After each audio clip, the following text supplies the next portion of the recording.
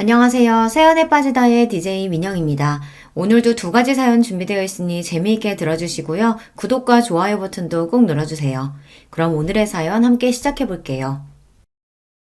안녕하세요. 저는 한 남자의 아내로, 두 아이의 엄마로, 그리고 한 회사의 임원으로서 아주 바쁘게 살아가고 있는 50대 여성입니다. 워킹맘으로 살아가시는 분들이라면 다들 이해하시겠지만 주어진 역할 모두 너무나 소중하고 중요한 일들이라 제가 아내로서, 엄마로서, 직장인으로서 잘 해내고 있는지 의심이 들 때도 많아요. 내가 욕심이 너무 많아서 아내로서, 엄마로서 잘하고 있는 건지 걱정이 될 때도 많습니다. 하지만 지금까지 훌륭한 직장인으로 사는 제가 여전히 멋지다며 엄지를 치켜 올리는 남편과 일하는 엄마를 항상 응원해주는 아들, 딸 덕분에 힘내서 살 수 있는 것 같아요. 이렇듯 제 가족들은 직장인으로서의 제 가치를 인정해주며 서로를 보듬어주는 소중한 존재이지만 이런 저를 깎아내리지 못해 안달인 사람들도 있었습니다. 바로 제 동서되는 사람들이에요. 사람의 진정한 가치를 평가하지는 못할 망정 항상 눈에 보이는 성과에 집착하고 사람을 조건으로 따지는 동서들을 그래도 너른 마음으로 이해해 보려고 했지만 그것도 그럴 가치가 있는 사람한테나 통하는 일이더라고요. 그래도 제가 성격이 무던한 편이라 그러려니 늘 넘어가고는 했는데 정작 저보다 제 남편이 저를 깔아뭉개지 못해 안달인 동서들에게 아주 화가 많이 났던 모양이에요. 내 마누라 발끝에도 못 미치는 인간들이 감히 누구 앞에서 내 아내를 무시해? 내 도움 없었으면 사람 사는 꼴도 못 갖추고 살았을 것들이. 아주버님, 저희가 잘못했어요. 그냥 저희는 아주버님 조건에 비해서 형님 조건이 떨어지니까 안타까운 마음에. 이게 아직도 정신을 못 차리고? 고정하세요, 아주버님. 저희가 정말 잘못했어요. 저희 남편이 부처님 가운데 토박이라고 불리는 사람이거든요. 평소에는 늘 허허 웃는 낯이라 좀 얕잡아 보는 어리석은 사람들도 많은 편인데 저들 역시 제 남편을 그렇게만 봤겠죠. 하늘 무서운 줄 모르고 저 깔보다가 저보다 또 더 저를 아끼는 저희 남편에게 호되게 세상 매운맛을 본 동서들이었죠. 대체 어떻게 된 이야기인지 궁금하신가요? 지금부터 그 자세한 이야기를 들려드리도록 할게요. 저희 남편은 삼형제 중 장남으로 태어났습니다.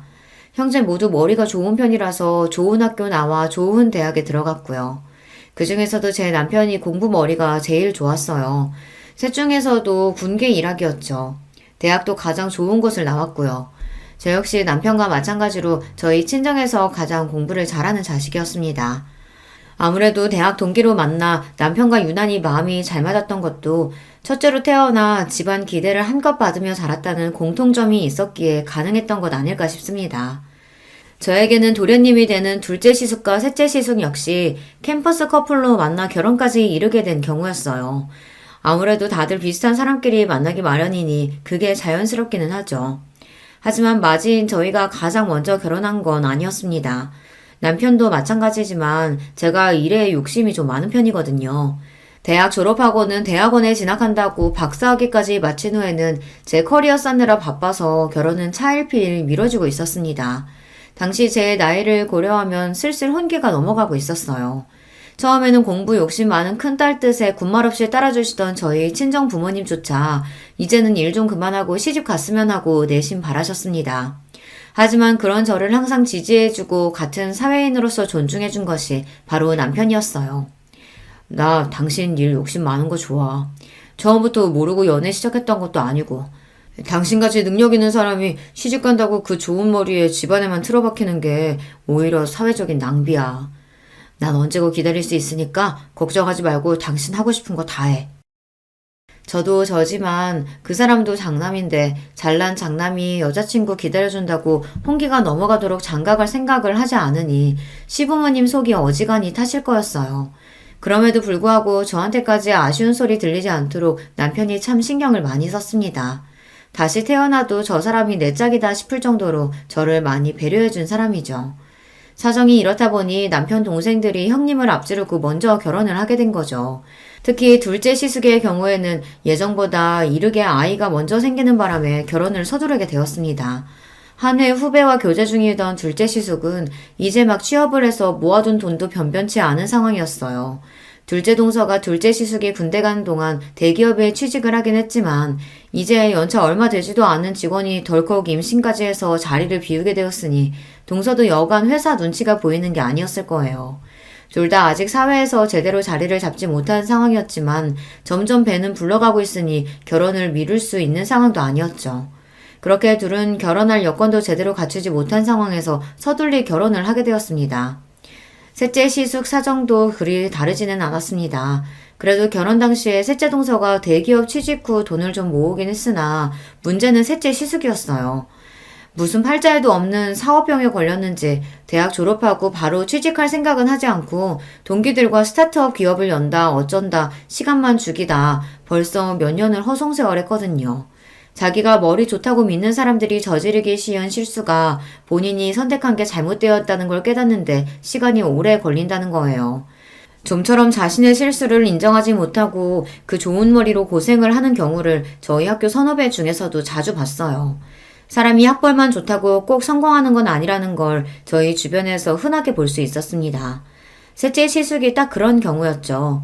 형제 모두 잘난 머리로 어릴 적부터 공부 잘한다고 칭찬만 받아왔으니 자아가 비대해지기 쉬웠어요. 세상에 잘난 사람이 얼마나 많은데 그걸 늦게 깨달을수록 본인 고생만 커지는 법이죠. 결국 뒤늦게 취업 전선에 뛰어들었지만 그보다 더 어린 인재들이 널렸는데 아무리 학벌이 좋아도 신입으로 그 나이 직원을 선호하지는 않으니까요. 결국 본인 욕심보다 훨씬 못한 직장에 다니게 된 셋째 시숙이었습니다.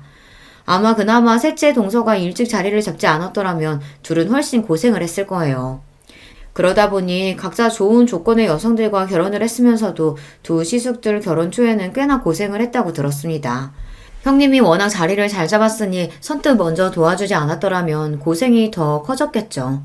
그 고마움을 알아서인지 시숙들이 남편에게 참 잘했습니다. 형수인 저한테도 참 잘했고요. 아직 결혼하지 않았을 때에도 저희에게 형수 되실 분은 저 하나뿐이라며 곧잘 추켜 세워주곤 했어요. 우리 형 장가 좀 가게 해주세요, 형수님. 여자라고는 형수님밖에 모르는 사람인데 저러다가 진짜 노총각으로 늙어 죽겠어요. 얘가 경진이 부담스럽게 왜 이래. 때 되면 하겠지. 형이 이렇게 패기 없으니까 우리가 옆에서 더 이러는 거야. 남자가 할 땐 박력 있게 딱 얘기할 줄도 알아야지. 확실히 부드러운 남편 성격에 비해 사람도 좋아하고 말투에 자신감이 넘치는 시숙들이었습니다. 워낙 오래 본 사이라 예비 시댁 식구가 될 사람들이라는 부담감보다는 저도 그들을 편히 대했어요. 그래서 결혼해서도 시댁 식구들과는 잡음 없이 잘 지낼 수 있을 줄만 알았습니다. 연애를 제법 오래 했기 때문에 이미 양가 부모님들과는 모두들 안면이 있었고 큰아들 늦은 결혼의 원흉이긴 했으나 남편이 워낙 제게 유별나게 굴었기 때문에 저 아니면 결코 결혼하지 않을 거라는 것도 알고 계셨거든요. 이러나 저러나 남편의 유한 성격은 시부모님 유전이었기에 이런 부족한 며느리도 사랑으로 감싸주셨죠. 저희 친정에서 제 남편에 대한 대접은 거의 국빈 대접이라고 해도 과언이 아니었습니다. 아무리 잘난 딸내미라고 하더라도 남편 조건 역시 그에 못지 않았고 지금이야 여자들도 자기 목소리 내며 어깨 펴고 사는 시절이라고 하지만 저 시집 갈 때만 하더라도 여자가 너무 조건 좋은 것도 결혼 상대로 그리 반기는 분위기는 아니었거든요. 결혼하면서 일 정리하는 여자들이 대부분이었고요. 그런데 일 욕심 많은 저를 다 이해해주고 거의 연애 10년을 기다려주는 남자는 정말 흔치 않았습니다. 저희 부모님 입장에서 제 남편은 귀인이나 다름없었어요. 우리 허서방이 우리한테는 은인이다 은인이야. 아니었으면 우리 경진이 저 고집스러운 성격에 어디 시집이나 가려고 들었겠어? 허서방이나 되니까 우리 딸내미 감당되는 거지. 암만 우리 사이가 최고지. 우리 딸이랑 천생연분도 이런 천생연분이 없어. 민망하게 또 그러신다. 제가 경진이 만나 복이 많죠. 저희 친정부모님도 남편도 서로에게 참 잘했습니다. 제 친정 자매들 역시 남편을 참 잘 따랐어요. 똑똑한데 잘난 남편답지 않게 잘난 척 할 줄도 모르고 그저 서글서글한 사람이었으니 동생들이 잘 엉겼죠. 남편이 아들 부잣집 맞이였다면 저는 딸 부잣집 맞이였어요. 제 동생들 입장에서 남편은 그야말로 꿈에 그리던 오빠의 이상형이나 다름없었어요. 제 언니보다 형부를 더 잘 따르는 건 예견된 일이었습니다. 애들 때문에 정신이 하나도 없지? 어째 자기만 보면 어리광이 느는 것 같아. 나야 형부라고 불편하게 생각 안 하고 편하게 대해주니까 좋지. 나 자기 가족들이랑 어울리는 거 진짜 좋아하는 거 알잖아. 어쩜 말도 저렇게 이쁘게 하는지 역시 제가 선택한 남자였습니다. 많이 배운 여자, 먹물 많이 찬 여자는 드세서 좋은 신부감 되기는 글렀다는 말을 창피할 줄도 모르고 하는 제 주변 가부장적인 남자들과는 차원이 다른 남자였습니다. 친정 부모님 말씀이 틀린 게 아니었어요. 남편이 아니었다면 애초에 결혼할 생각도 들지 않았을 겁니다. 그렇게 남편의 삼형제 중 가장 늦게 저희가 웨딩마치를 올리게 되었습니다. 그날은 양가 부모님들이 모두 눈물바람이었어요. 양쪽 집안에서 저희 결혼을 너무 기다리셨습니다. 남편은 그럴 만한 가치가 있는 일이었다고 했지만 제 욕심 때문에 양가 부모님은 물론 남편까지 너무 기다리게 한 것 같아 죄송스러웠어요. 그런 만큼 결혼해서 시부모님께도 그렇고 남편에게도 그렇고 정말 잘하리라고 굳은 다짐을 먹었습니다.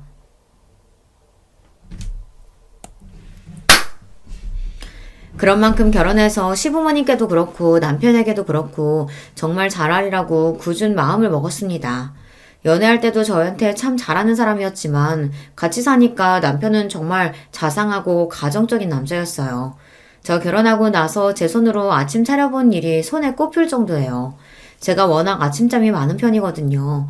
아침 시간에는 늘 출근 준비하는 것만으로도 전쟁일 정도입니다. 반면 남편은 저보다 훨씬 잠이 적은 편이에요. 아침에는 항상 저보다 먼저 일어나고요. 신혼초에는 저 깰 때쯤 이미 자기 출근 준비를 다 마치고 같이 먹을 아침까지 차려놓는 남편한테 민망한 일이 한두 번이 아니었습니다. 그렇게 머쓱해하는 저를 보며 남편이 대수롭지 않게 말했습니다. 저녁 준비는 거의 당신이 다 하잖아. 그럼 내가 아침 준비할 수도 있는 거지. 둘 다 출근하느라 바쁜 거 똑같은데 당신만 요리하라는 법 있어? 그렇게 지금까지 남편이 차려주는 따순밥 먹으며 출근을 하고 있습니다. 신혼 때와 한결같은 모습에 제가 남편 하나는 참 잘 골랐다 싶어요. 처음에는 이상하게 생각하던 친정 부모님도 이제는 좋은 사위 만나 딸 자식 호강하고 산다며 좋아하십니다. 우리네 부모님들 보기에 요리야 결혼한 여자가 전담하는 일이니 처음에는 남편이 저 먹을 걸 챙기는 걸 보고 저희 친정 부모님이 더 안절부절 못하시더라고요. 하지만 저한테 똑같이 설명하는 남편 말에 결국 저희 친정 부모님도 고개를 끄덕이셨습니다. 허서방 하는 말 듣고 보니 그것도 참 일리가 있다. 그래, 일은 똑같이 나가는데 부엌 일은 우리 애만 하는 것도 말이 안 되지. 하지만 그건 그렇고 그렇다고 한들 우리나라 같은 환경에서 자란 남자가 그걸 잘못된 줄 알고 행동으로 보여주기가 쉬운 일이 아닌데. 나도 참 반성이 되네. 제 말이 딱 그겁니다. 잘못된 걸 알았다고 주변 다른 남자들과 다르게 행동하는 게 우리나라 같은 사회에서 쉽지 않다는 거 저도 잘 알아요. 남편은 한마디로 주변 남자들의 공공의 적이었습니다. 자기들처럼 살면 편히 살 수 있는데 남편 하는 걸 보면 여자들이 한마디씩 할 테니 남자들 입장에서는 저희 남편이 곱게 보이지 않았겠죠. 그럴수록 저한테는 더더욱 예쁘고 귀한 남편이었지만 말입니다. 그런 저희 남편을 보며 자라서 그런지 시숙들도 퍽 가정적인 남자들이었습니다. 비록 형님 수준에 미치지는 못했지만 말입니다. 셋 다 술도 잘 안 하고 담배도 안 하고 칼퇴근하면 다른 데 안 가고 곧장 집으로 향하는 아내 바라기였어요. 시숙들은 벌써 저희보다 먼저 결혼해서 다들 시조카드를 두고 있었습니다. 다복하게 사는 시숙 가족들을 보니 저도 아이 생각이 절로 날 지경이었어요. 이렇게 다른 시대 가족들과는 돈독하게 지내면서도 아직 손 아래 동서들인 둘째와 셋째 동서와는 좀처럼 가까워지지 못하고 있었습니다. 둘 다 저희 남편하고는 참 잘 지냈거든요. 저희 남편이 철마다 아이들 선물이라며 재수씨들 선물까지 잘 챙기기도 했고 가끔 만나서도 아이들도 참 잘 봐줬으니 동서들 입장에서야 더할 나위 없는 아주버니였겠죠. 결혼하고 나서는 온통 저한테 맞춰 사는 남편이었으니 이전보다 자주 볼 일이 적어져 좀 서운한 것 같기도 했습니다. 그럴수록 제가 더 잘해야지 싶었어요. 남편이 저한테 잘하니까 저도 남편 가족들과 얼른 친하게 지내고 잘하고 싶었어요. 그래서 제가 먼저 동서들과 술자리도 제안했습니다. 진짜 아주버님 같은 남자 없어요. 요새 누가 10년이 넘도록 여자 기다려서 결혼하겠어요? 아주버님 조건이 나쁜 것도 아니고. 그동안 어머님 아버님 통해서 선자리도 적지 않게 들어왔었는데 그걸 다 거절하시고. 왜 아니겠어. 사실 나는 형님이랑 아주버님이 결혼까지 가게 될 줄은 몰랐어. 아주버님 나이는 점점 차는데 결혼 소식은 없고 그만하면 할 만큼 했으니까 다른 사람 찾아가실 줄 알았지. 정말 우리 아주버님만한 순애보가 없다고. 처음엔 별로 친하지도 않은 손윗동서의 술자리 제안에 대면대면 하던 동서들도 술이 한 잔 두 잔 들어가더니 본심이 나오기 시작했습니다. 뭐 그 정도야 들어줄만 했습니다. 저희 결혼에 대해 주변에서 가타부타 말이 많은 건 사실이었으니까요. 대부분이 저를 기다리다 못해 제 남편이 저를 버리고 딴 여자로 갈아탈 거다. 뭐 그런 내용이었죠. 사정 모르는 남들이야 남의 이야기 그저 심심풀이로 쉽게들 이야기하곤 하잖아요. 제가 성격이 무딘 데가 있어서 그런지 그런 말에 크게 흔들리는 편은 아니에요. 동서들이 하는 말에도 별말 없이 고개만 주걱거리는 저를 보자 되려 그 둘이 머쓱해 보였습니다. 근데요, 형님. 저 예전부터 궁금했었는데요. 형님은 그렇게 공부를 많이 하셔놓고 왜 그렇게 작은 회사에 들어가셨대요? 제가 당시에 다니던 회사 규모가 작기는 했어요. 대학원에서 박사학위까지 따면서 공부를 마친 후에는 학교 연구실에서 근무를 했었습니다. 그러다가 경력이 좀 쌓였더니 주변에서 저를 좋게 봐주신 모양인지 제법 제 평판이 괜찮게 소문이 났더라고요. 해외 학술지에 연구 논문이 실리면서부터 일명식도 없던 곳에서 스카우트 제의가 들어오기도 했어요. 최종적으로 제가 자리를 옮긴 곳은 같은 학교 선배이자 연구실 선배이기도 한 지금의 회사 대표님이 갓 설립한 신생 기업이었습니다. 처음 시작할 때 직원이 10명이 채 되지 않았으니 중소기업 치고도 규모가 작은 편이었죠. 셋째 동서가 의문을 가질 만도 하다고 생각했습니다. 지금 회사 대표님이 내가 평소에 존경하던 선배님이시거든. 같이 일하면서 배울 점도 많았고 학교에서 인정도 받고 계시고 지금은 작아도 앞으로 성장 가능성이 높다고 생각해서 자리 옮기게 됐어. 아무리 그래도 이제 막 시작한 작은 회사인데 좀 위험하지 않아요? 전에 연구원 다니셨다면서요. 남 보기에도 그쪽이 훨씬 낫잖아요. 저는 저 나름대로 제 미래가 걸린 일이니 신중하게 생각해서 결정한 일이거든요. 그리고 실제로 아직 규모가 크지 않았음에도 불구하고 각종 정부 사업도 따내고 해외에서도 슬슬 입질이 올 정도로 작지만 내실 있는 회사였습니다. 같은 업계에서도 떠오르는 우수 기업으로 평가를 받고 있었고요. 하지만 그거야 아직 업계 내부 사람인 저희끼리 이야기고 아무래도 일반 대중들이 보기에는 회사 규모도 크고 이름도 유명한 대기업이 훨씬 좋아 보이겠죠. 두 사람 모두 대기업에 다니고 있으니 아무래도 대기업 사원으로서의 자부심도 있을 테고요. 요즘도 그렇지만 당시에도 대기업 들어가기가 쉽지 않았어요. 열심히 공부해서 어렵게 들어간 회사일 테니 애사심이 넘칠 수도 있죠. 물론 유명한 회사 다니는 것도 좋지. 그런 직장 다니는 사람들도 대단하다고 생각하고 나도 내 나름대로 내 장래를 생각해서 결정한 거라 아직까지는 별로 후회된다는 생각은 안 드네. 그냥 이렇게 두루뭉술 말했어요. 괜히 대기업 다니는 동서들 심기 거스르고 싶지도 않았고 아무래도 저희 회사가 전문 분야를 다루고 있다 보니 그걸 일일이 설명하는 것도 술자리 화제로는 어울리지 않는 것 같아서요. 그리고 그 얘기는 어영부영 마무리가 되었습니다. 그거 말고도 화제거리야 많으니까요. 형님, 아이 계획은 있으세요? 아주버님이나 형님이나 이제 나이가 적지 않으신데 이제 더 미루면 안 되지 않겠어요? 그래야지. 생기면 생기는 대로 낳을 생각이야. 생기는 대로 낳는다뇨. 형님 이제 그러실 나이 아니에요. 일 그만두고 임신 준비만 해도 늦는다고요. 당시 제 나이가 30대 중반을 향해 가고 있었습니다. 지금으로서야 30 넘어 결혼하는 경우가 대부분이니 늦었다고 하기도 민망한 나이지만 저 결혼한 지 얼마 안 된 시점만 하더라도 초산의 제 나이인 산모는 드물긴 했습니다. 그래서 결혼하면서 남편보다 제가 먼저 아이 이야기를 꺼내기도 했어요. 물론 남편인 괜히 제가 스트레스 받을까봐 너무 급하게 생각하지 말고 기다려보자고 하긴 했지만요. 그래서 저 역시 가급적이면 아이가 얼른 생겼으면 했지만 제 일에 대한 이야기까지 건드리는 건 좀 불쾌했어요. 말씀드렸다시피 제가 일욕심이 있어서 지금까지 공부하고 커리어 쌓느라 결혼이 늦어진 건데 결혼과 출산 때문에 그걸 놓을 생각은 전혀 없었습니다. 걱정해주는 건 알겠는데 다른 건 몰라도 일만큼은 뭐라고 안 했으면 좋겠어. 나한테는 정말 중요한 문제거든. 아이 가지기 위해서건 낳고 나서건 일 그만둘 생각은 전혀 없어. 동서들도 조카들 낳고도 회사 잘 다니고 있잖아. 그거야 저희는 애들 낳을 때 나이가 어리기도 했고 또 저희는 대기업 다녀서 회사 복지도 잘 되어 있잖아요. 아무래도 중소기업이랑은 다르죠. 제가 중소기업에 다니기는 했지만 저희 회사 복지도 대기업 못지 않았어요. 애초에 선배 회사에 들어갈 때 그런 부분도 고려를 안 한 게 아니거든요. 작은 회사 들어가서 노동력 착취당하고 고생하던 친구들도 있었기에 그런 부분에는 예민한 편이거든요. 선배는 당시로는 흔치 않게 유학 경험도 있고 그런 부분에서도 선진적인 데가 있었습니다. 지금은 흔한 형태이지만 전 직원들에게 회사 지분 일부와 인센티브를 제공하기도 했고요. 현재보다 미래가 기대되는 회사이기에 이런 점들이 모두 매력 포인트로 다가왔습니다. 한마디로 동서들에게 그런 걱정을 들어야 할 필요는 없었다는 거예요. 어쨌든 그런 점들 또한 일일이 설명할 필요는 없다고 생각했기에 그것도 그냥 그렇게 넘겼습니다. 이래저래 걸리는 부분들은 좀 있었습니다만 이만하면 생각보다 그 자리가 그렇게 힘들지는 않았다고 생각했어요. 비록 자신들이 다니는 대기업에 대한 자부심이 좀 지나쳐서 다른 사람 일자리를 좀 업심여기 있는 경향이 있다고 느껴지기는 했으나 그런 사람들이야 워낙 많이 봐서 그러려니 하기도 했고요. 그리고 내내 직업인으로서만 산 저보다는 직장 경험과 결혼 생활을 모두 겪어본 동서들이 하는 말이 더 현실에 기반하고 있지 않을까 싶기도 했어요. 비록 그 둘이 제 손 아래 동서라고 하지만 결혼 생활을 저보다 훨씬 길게 한 사람들이니 손이 하면서 있지도 않은 권위를 내세울 생각도 없었고요. 무엇보다도 실전에서는 경험이 깡패 아닙니까?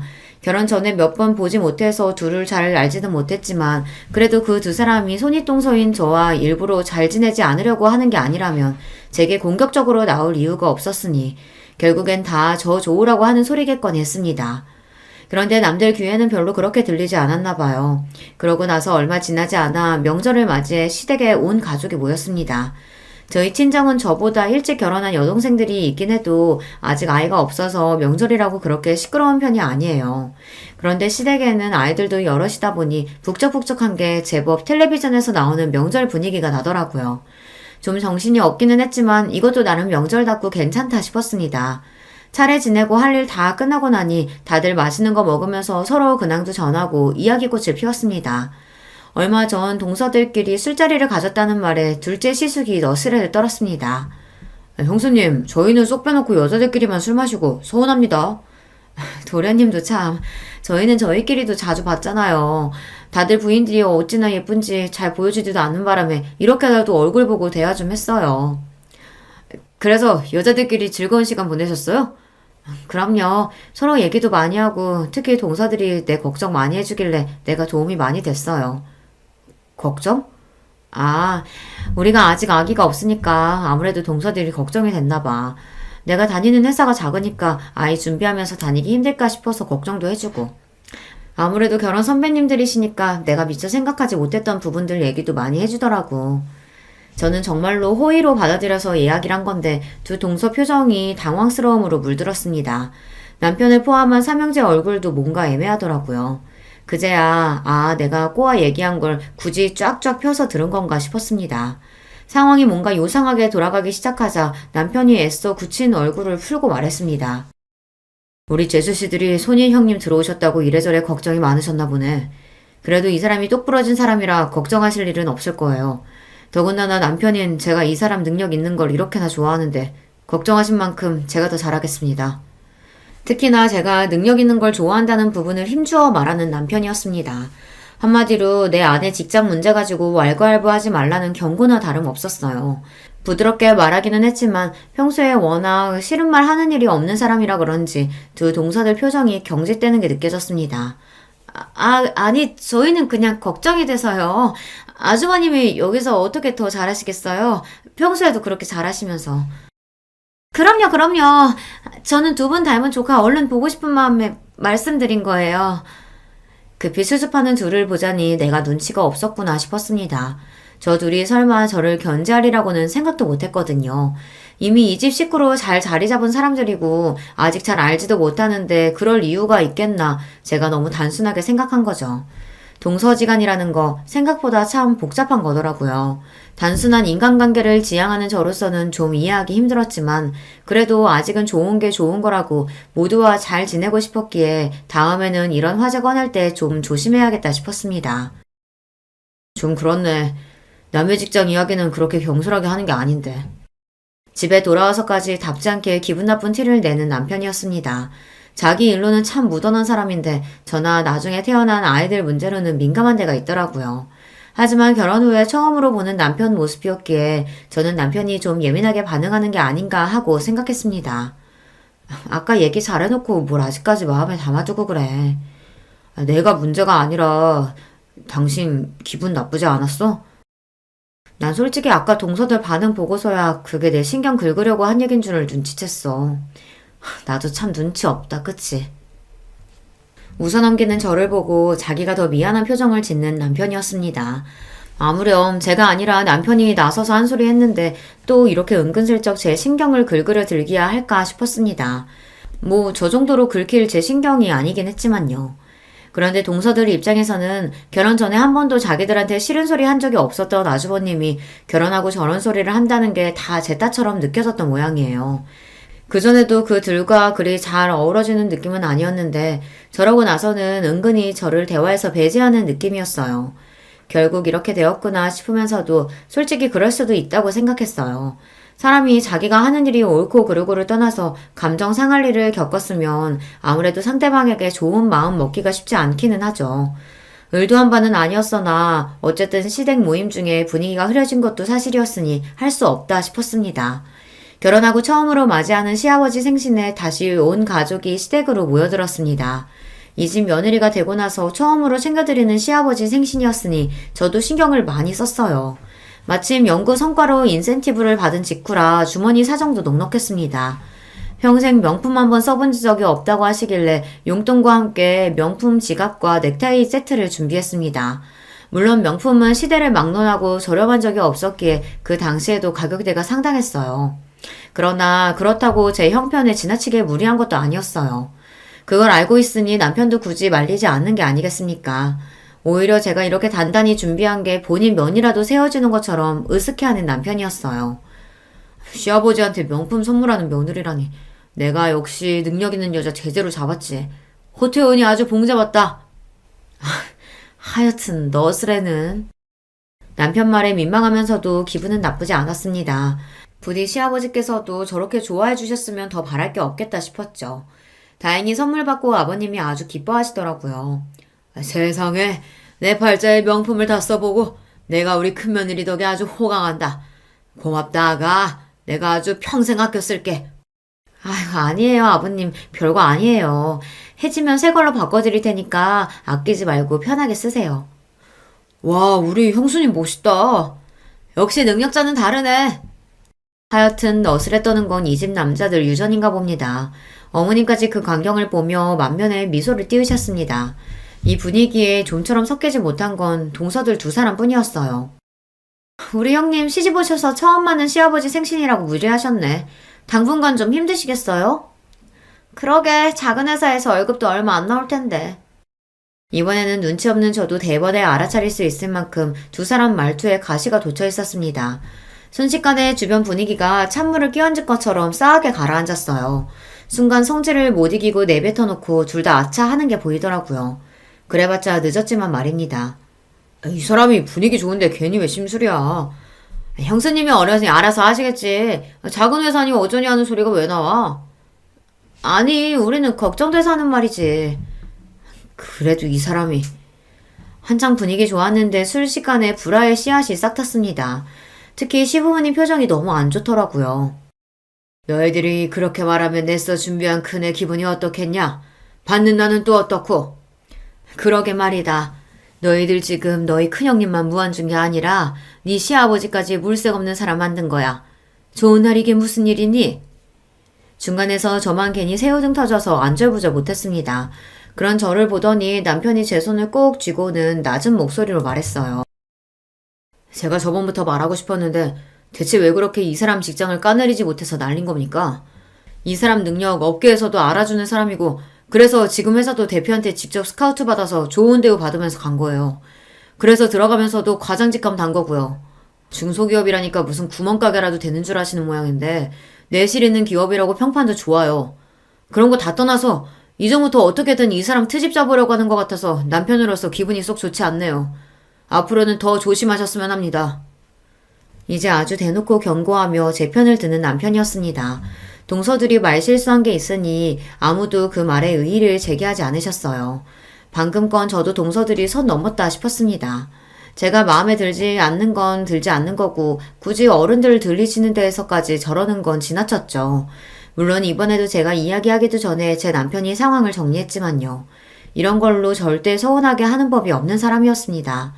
기껏 좋은 선물 준비해서 시아버지께서 생신날 기쁜 마음만 가지셨으면 했는데 또 경솔한 발언을 한 돈서들 때문에 기쁨이 반감된 것 같아 저도 기분이 썩 좋지 않았습니다. 하필 생신에 왜 그런 소리를 해서 다음에 저런 소리 하면 그때는 나도 제대로 한 소리 해야지 싶었습니다. 그렇게 애매한 분위기 속에 자리를 파하게 되었어요.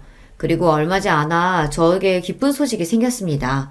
오랜 시간 공을 들였던 프로젝트가 성황리에 마무리되어 해외 특허까지 따내게 된 거였어요. 대부분의 프로젝트 책임자가 선배인 대표님이었던 예전과 달리 제가 단독으로 책임자로 나선 건이었죠. 당연히 대표님도 뛸 듯이 기뻐하셨습니다. 내가 뭐라 그랬어? 내가 너 연구실 나온 거 절대로 후회하지 않게 해줄 거라고 했지? 여기서 훨씬 네 재능 펼칠 기회 많을 거라고. 내가 사람 보는 눈이 틀리지가 않았어. 회사에서는 깍듯하게 직급으로 부르던 것도 있고 기쁨을 감추지 못하는 대표님이셨습니다. 저 역시 뿌듯했어요. 연구실 시절 제 이름으로 논문 기재에 성공한 적이 있기는 해도 이렇게 눈에 띄는 성과는 저도 처음이었으니까요. 지금까지 긴 시간 밤을 새워가며 열심히 공부한 보람이 느껴지는 순간이었습니다. 과장으로 입사한 지 1년을 조금 넘긴 시점에 승진까지 하게 되었어요. 무려 부장 자리였어요. 아무리 작은 회사라고 해도 제 나이를 고려했을 때 초고속 승진이나 다름없었습니다. 차장 직급이 없는 저희 회사에서는 다음에 승진하면 바로 이사진으로 경영 참여가 가능할 정도였어요. 규모가 작은 만큼 전문 인력으로만 채운 자리였기 때문에 쉽지 않은 일이었습니다. 게다가 회사는 날이 다르게 기업 가치를 높여가고 있었습니다. 얼마 전 상장한 이후 입사 때 제게 주어진 회사 지분의 가치가 쑥쑥 올라가고 있었고요. 이래서 회사 스타팅 멤버로 들어가는 게 참 중요해요. 이 기쁜 소식을 가장 먼저 전한 건 역시 남편이었습니다. 근무 시간 중에 전화를 받아놓고도 제가 승진 소식과 프로젝트 성공 소식을 함께 전하자 전화통이 떠나가도록 기뻐서 소리를 지르는 남편이었습니다. 여보, 정말 축하해. 우리 경진이 진짜 대단하다. 그동안 그걸로 그렇게 가슴을 졸이더니 결국은 해내는구나. 이제 이 과장님이 아니라 이 부장님이네? 신랑은 이제 간신히 과장 달았는데 우리 마누라는 부장님이라니. 내가 알아서 모셔야겠다. 이렇게 아니라 오늘은 축하 파티를 제대로 열어주겠다는 남편을 겨우 진정시켜 전화를 끊었습니다. 기쁜 일이 생겼을 때 나보다 더 기뻐해주는 사람이 있다는 게 참 좋더라고요. 역시 이 사람과 결혼하길 잘했다는 생각에 뿌듯했습니다. 신이 난 남편이 사방에 전화를 돌리는 바람에 온 식구들이 제 승진 소식을 당일에 접하게 되셨어요. 친정이고 시댁이고 할 거 없이 말입니다. 친정 부모님과 시부모님들이 다들 고생했다며 내일처럼 기뻐해 주셔서 몸둘 바를 모르겠으면서도 기분이 좋았어요. 이제는 내 새끼 잘했다며 칭찬해 주시는 분들이 두 분 더 늘어나셨으니까요. 시숙들 역시 축하 전화를 걸어왔습니다. 우리 형수님 진짜 대단하다. 나는 부장님은 배불뚝이 중년 아저씨나 돼야 되는 건 줄 알았는데 우리 형수님은 벌써 관리직급이네요. 나 아는 중에 가장 출세한 사람이 형수님인 거 알아요? 우리 파티해야죠, 파티. 이런 경사에. 아휴, 파티는 무슨. 축하해 주신 것만으로도 감사해요. 한사코 거절하는 저에게 파티를 해준다고 난리가 난 둘째 시숙이었습니다. 저를 축하하려고 하는 것 또한 진심이었겠지만 얼마 전 시아버지 생신날 서로 감정 상한 일이 있었으니 제 승진 축하 겸 동서들과 감정을 풀 자리를 만들려고 한 거겠죠. 저 역시 앞으로 계속 볼 사람들이라면 얼른 감정을 풀고 잘 지내고 싶었기에 평소와 달리 화끈하게 말했습니다. 에이, 기분이다. 내가 승진턱 낼게요. 우리 다 같이 한번 뭉쳐요. 와, 화끈하다. 그렇게 세 부부끼리 회풀을 푸는 자리가 마련되었어요. 이래저래 감정이 가스레질 일이 많았던 터라 이참에 다들 풀었으면 싶어서 일부러 제가 정말 기분 낼 때나 가는 고급 라운지바에 예약을 잡았습니다. 당시에는 아직 그런 문화가 활성화되지 않아 저랑 남편을 제외하고 그런 고급스러운 곳은 처음 경험하는 거였어요. 와, 형수님 오늘 단단히 준비하셨네. 형수님 덕분에 이런 데도 다 와보고 진짜 호강하네요. 아직 꽁한 기분으로 나와 떨떠름하게 서있던 동서들도 모임 장소를 보더니 눈이 휘둥그레졌습니다. 대기업 접대 자리로도 이용되는 곳인데 아무래도 동서들은 아직 평사원이다 보니 이런 곳에 와볼 일은 없었겠죠. 이왕이면 이런 걸로라도 점수를 좀 땄으면 싶었어요. 와, 이 양주 진짜 비싼 건데 병째로 마셔도 괜찮아요? 저 오늘 좋은 날이잖아요.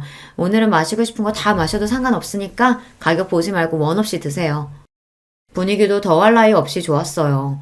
저나 남편이야 그날 기분이 최고였고 쭈뼛하던 동서들도 좋은 술 한 모금씩 넘기고 나니 표정이 좀 풀어졌더라고요. 남편은 이번 프로젝트 때문에 제가 얼마나 고생을 했는지, 승진한 마누라가 얼마나 대단한지 팔불질처럼 자랑을 늘어놓느라 잔뜩 신이 나 있었습니다.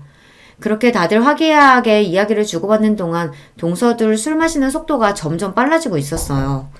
처음에는 오늘 술이 좀 받는가 보다 하다가 나중에는 저대로 놔둬도 괜찮나 걱정이 되더라고요. 그래서 동서에게 걱정스러운 마음에 한마디 건넸습니다. 동서, 괜찮아? 물도 좀 마셔가면서 천천히 마셔. 왜요?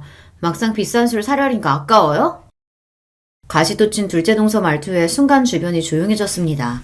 아, 또 시작이구나 싶었죠. 어째 오늘은 좀 조용히 넘어가나 싶었는데 이 정도로 동서들 심술을 달래기에는 역부족이었나 봅니다. 그래도 어지간하면 잘 넘기려고 다시 부드럽게 말했습니다. 아깝긴 축하해줘서 고마워서 한턱 내는 건데. 중소기업 부장이 뭐 그렇게 대단한 자리라고 내가 축하식이나 해요? 저 사람이 하도 닥달하길래 어쩔 수 없이 나온 거예요. 어떻게든 분위기를 풀어보려던 제 노력은 숲으로 돌아갔습니다. 그쯤 되니 저도 그냥 될 대로 되라 싶더라고요. 언제까지 제가 동서 기분을 맞춰주겠습니까? 동서, 축하해줄 생각 없으면 그냥 거절하지 그랬어. 꼭 그렇게 꼬아서 말해야겠어? 이제 본심 나오시나 보네. 왜요? 저희가 축하 안 한다니까 안 입고 오세요? 아니 근데 대기업 되는 저희 입장에서야 중소기업 부장 별거 아닌 건 당연한 거 아니에요? 당신 진짜 미쳤어? 아 내가 틀린 소리 했어? 왜 소리를 질러? 나만 해도 어떻게든 계약 하나 따내겠다고 들러붙는 중소기업 부장들이 한둘인 줄 알아. 누가 들으면 아주 대기업 회장님이라도 되신 줄 알겠어. 유세도 이런 유세가 없네. 이 사람이 어떻게 이렇게 못난 소리만 골라서 하냐? 아, 당장 형수님한테 사과드리지 못해? 못해, 안 해. 내가 뭐가 아쉬워서 중소기업 직원한테 사과씩이나 해야 돼? 아주 가관이었습니다. 더는 못 봐주겠기에 한 소리 하려던 차에 남편이 먼저 선수를 쳤습니다. 다들 이 박치지 못해? 남편 입에서 처음 듣는 욕설에 다들 그 자리에 얼어붙어 버렸습니다. 욕을 듣는 당사자인 동서들도 그렇지만 저도 정말 놀랐어요. 남편이 그렇게까지 화내는 모습은 그때 처음 보았습니다. 내가 내 마누라 자랑스러워서 부르는 자리에 유세? 이 사람은 평생 자기 자랑이라고는 할 줄 모르는 사람이야. 꼴랑 대기업 다닌다는 이유로 세상 제일 잘난 줄 착각하고 사는 니들하고 같을 줄 알아? 우리 와이프야말로 이런 식으로 엮이지 않았으면 니들 같은 인간들하고는 어울릴 일이 없는 사람이라고, 알아? 당장이라도 잡아먹을 듯한 기세로 고함을 치는 남편 모습에 두 사람이 벌벌 떨기 시작했습니다. 중소기업 부장이니 대단할 것도 없다고? 무식한 소리하고 자빠졌네. 이 사람 회사 가치는 지금 시가총액 100억이 넘어. 니들은 신문도 안 보냐? 이 사람이 성공시킨 프로젝트로 정부 계약에 해외 특허까지 따냈다고. 그런 인재들 사이에서 부장까지 올라갔단 거야, 이 사람이. 이 사람이 니들처럼 일반 직원인 줄 알아? 이 사람 회사 지분까지 가진 사람이야. 회사 주주라고. 이 대기업에 붙어서 월급이나 타먹을 줄 아는 것들아. 100억이니 정부 계약이니 해외 특허니 회사 지분 이야기까지 나오자 동서들 얼굴이 새파랗게 질리기 시작했습니다. 만만하게 생각했던 작은 중소기업이 자기들 생각과는 달리 보통이 아니라는 걸 이제야 간신히 깨닫게 된 거죠. 물론 제가 그런 사람이든 아니든 간에 사람 제 밑으로 보고 깔보는 건 잘못한 일이죠. 그래도 자기들 보기에도 대단하다는 생각이 들었는지 순간 쳐다보는 제 눈빛에 주춤 눈치를 보는 꼴이 어이가 없으면서도 좀 고소하더라고요. 저는 이만하면 됐다 싶었는데 남편은 아직도 분이 풀리지 않는지 씩씩 숨이 거칠었습니다. 내가 니들 결혼할 때 어떻게 했는데 아직 자리도 제대로 못 잡은 니들 사람 사는 것처럼 살게 해주겠다고 내가 그렇게 도왔는데 감히 내 아내를 이런 식으로 대? 나한테는 아까운 사람이 이 사람을 감히 겉으로 보이는 조건만 대충 보고 사람 괄시하는 니들 같은 모자란 인간들이 감히 당장 내가 빌려준 집값 빼서 가져와. 내 아내 무시하는 너 같은 인간들한테 내 돈 절대 못 줘. 남편이 두 동생들 결혼하면서 준비가 부족해 도움을 줬다는 건 미리 말해준 적이 있었어요. 아무래도 남편 벌이가 가장 좋기도 하니 여윳돈도 있었으니까요. 그걸 그래도 돈거래가 오갔으니 명목상 계약서를 쓰고 이자도 받지 않고 그 일부를 천천히 갖고 있었죠. 남 같으면 가당치도 않을 이야기였습니다. 하지만 이제 자기한테는 남보다도 못하니 당장에 그 돈을 갚으라는 이야기였죠. 그 돈이 한두 푼도 아니고 동서들은 물론이고 시숙들까지 얼굴에 피기가 싹 가셨습니다. 아주버님, 저희가 잘못했어요. 제가 진짜 몰라서 실수했어요. 형님, 제가 죄송해요. 다시는 형님 앞에서 건방 떨지 않을게요. 형님, 잘못했어요. 저는 형님이 그렇게 대단한 분인 줄도 모르고. 그렇게 콧대 높게 굴던 둘이 돈 내놓으라는 남편 말에 아주 납작 엎드려서 저렇게 쉽게 사과하는 꼴을 보고 있자니 한심스러웠습니다.